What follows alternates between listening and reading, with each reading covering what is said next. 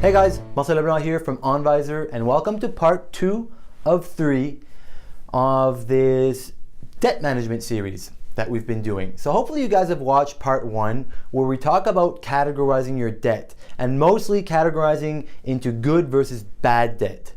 And let's presume today that you've identified a fair bit of bad debt, making it so that you want to clear that debt earlier than later, meaning you're going to prefer paying debt to investing in this particular circumstance. So not that you're doing only debt repayment and not investing, but you're going to focus a little bit more on debt repayment because it's holding you back, or for many other reasons explained in video number 1 that I will tag in the comments or in the video description.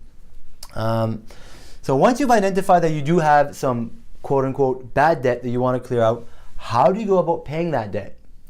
So there's 2 primary strategies that you can use to pay debt. One is called the snowball approach, and the other one is the avalanche approach. Now both of these kind of are similar in nature. Both of these require you to put all your debt at the minimum payment that you have to make to maintain your good credit standing. So what's the minimum that you have to pay all these creditors to keep them happy? Is it interest only? Is it interest plus your bare required capital, etc.? So put all your debt at the lowest payment you can, and then you're going to go focus on certain debt, and you're going to prioritize certain debt, and then move on to the next and the next and the next. So both of them have a compiling issue, but both of them focus on different aspects of your debt. So the first thing you want to do is set a list of the debts that you have, and you want to put the balance that you owe and the interest cost that it's costing you. Now the snowball method would have you focus on the smallest balance first, versus the avalanche method would tell you to focus on the highest interest cost first.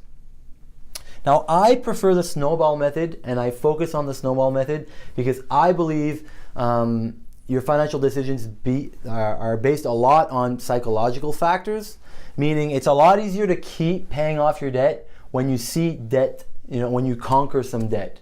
So when you start with your lowest balance, you're going to get that adrenaline rush or that pat on the back earlier because you focused on the smaller amount. And then once you've checked that one off the list, you're like, sweet, on to the next.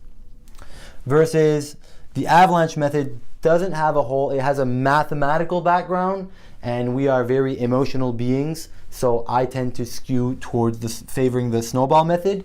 But either way, so what you want to do is identify where does your debt fall. This is what the grid you're going to use to prioritize your debt. So number 1 is, if you have a high interest and a low balance simultaneously, that's clearly the first one you're going to target.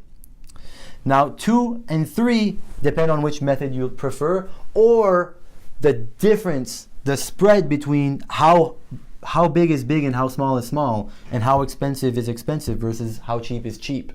So, there's a spread here between how high of an interest and low of interest, and big balance, low balance. And that might skew your results here. But presuming everything's the same, that the spread is the same, again, I would favor number 2 here, and then 3 here, and number 4 here. If you have more than 4 debt, still, line them up according to these strategies.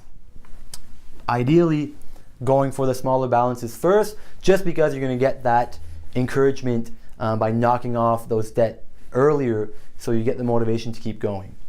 So hopefully this was helpful. Tune in next week for part 3, where we will cover paying debt versus investing, and at which point does investing make more sense than paying off the quote-unquote good debt. Cheers, guys.